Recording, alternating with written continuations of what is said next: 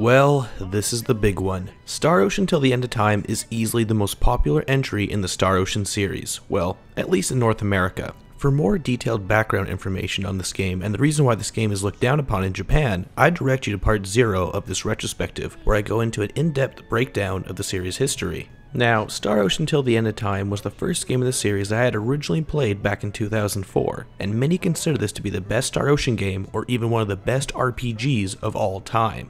On the other hand, there are many people who consider this game to be an absolute mess and a black mark on the series' history. Where does my opinion lie? Well, let's find out. Star Ocean Till the End of Time. You know what? I'm just going to call it Star Ocean 3 from this point out. Star Ocean 3 takes place hundreds of years after the event of Star Ocean 2, and unlike the first two games in the series, Till the End of Time seems very loosely related to its predecessors. The game's setting and story has a much greater emphasis on the sci-fi elements of the series, which in previous games, these elements were kinda downplayed and took the backseat to the typical fantasy motifs commonly seen in most JRPGs. Because of this, Star Ocean 3 feels very different from its predecessors. There is much more sci-fi mumbo-jumbo being thrown around, and it feels like a great deal of the game's story is spent explaining some sort of sci-fi Deus Ex plot machina. Previous games definitely had their moments of hand-waving to strange inconsistencies, like some of the time travel elements, but it was easy to look past that due to the engaging and interesting narratives those games provided. Star Ocean 3, on the other hand, is a bit of a different story. The game begins by putting players in the role of Fate Line God, and yes, that is his real name. Just wait until Star Ocean 4 for an even sillier named protagonist. Fate and his family are staying at an interplanetary resort when a hostile alien group called the Vendini attack it. Because of this attack, Fate is separated from his family and his escape pod crash lands on an underdeveloped planet. Fate is not stranded for long, however, as he is seemingly both rescued and kidnapped by members of an anti-Federation group called Quark. Fate himself, being a Federation citizen, reluctantly decides to ally himself with Quark in the hopes of finding his family, whom the Vendini are after.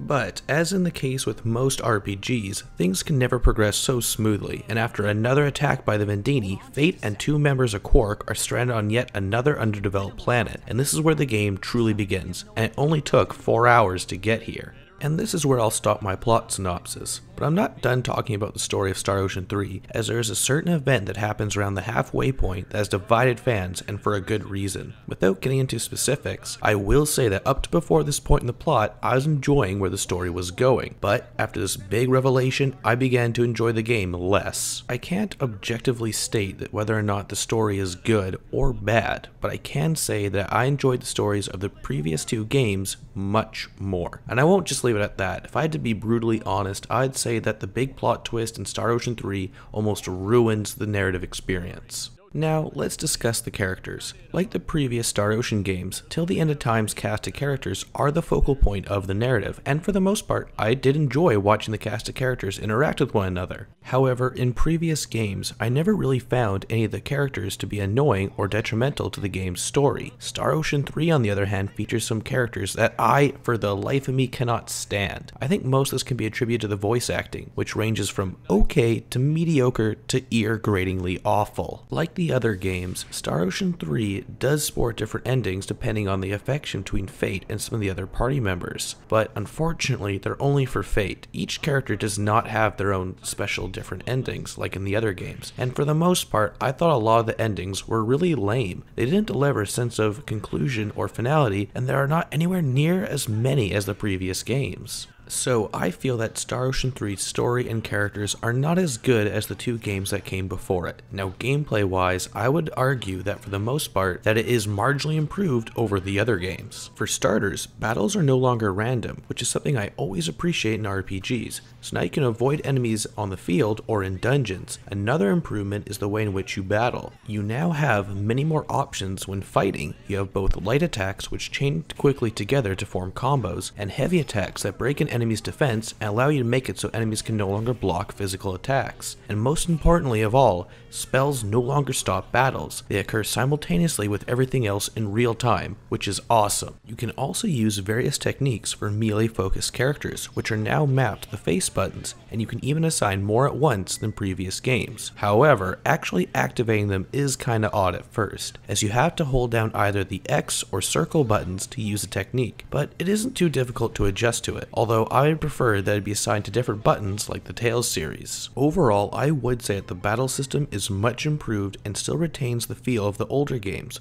while innovating on what worked and improving what did not work. But outside of combat, I think Star Ocean 3 takes a couple of regressive steps back, one of which is the overall pacing, as the cutscenes can really drag on, and most of the dungeons take hours to clear. It makes going through them feel rather tedious. Not to mention that the game doesn't truly begin until you meet the members of Quark, which takes anywhere between 2 to 4 hours of gameplay. Sadly, that's not where my criticism stops. One of my favorite parts of the previous games was the incredibly addictive skill system, which allowed you to customize your characters in ways that very few JRPGs allow. Star Ocean 3 has no skill system. Instead, you earn a certain amount of SP upon leveling up like past games, but you can only use them to increase stats like HP, strength, or defense. And speaking of stuff that annoys me, there are a couple of weird minigame-esque sections that drove me insane, like this turtle riding part, which is entirely based off of trial and error. Also, crafting, like the skill system, has changed, being much more complex and expensive than it was before. Although the overall battle system is much improved, due to the poor pacing of dungeons and the lack of a skill system, I would be hard pressed to say that the overall gameplay is better than Star Ocean 2, as for every step forward that Till the End of Time makes, it takes one step back. Visually, the game is fully 3D now, so there are no longer any sprites, and as such, the game's backgrounds and dungeons look better and have more detail than previous games. But for a PS2 title that released in 2004, I would be hard pressed to say that the overall game looks good. I'm not explicitly saying that the game looks bad, it's just that it looks old and hasn't necessarily aged as well as some other titles that released in the same time frame. During cutscenes, there are also a lot of odd looking animations as well, but battles are all very well animated and run at a very smooth frame rate, which makes fighting all the more enjoyable. Now, the music in this game is kick-ass. I love the various guitar work and the various battle and dungeon themes. Most of the music is incredibly fast-paced and sounds awesome. Easily one of my favorite soundtracks of composer Motoi Sakuraba. I mentioned the voice acting earlier, and it is pretty much the very definition of a mixed bag.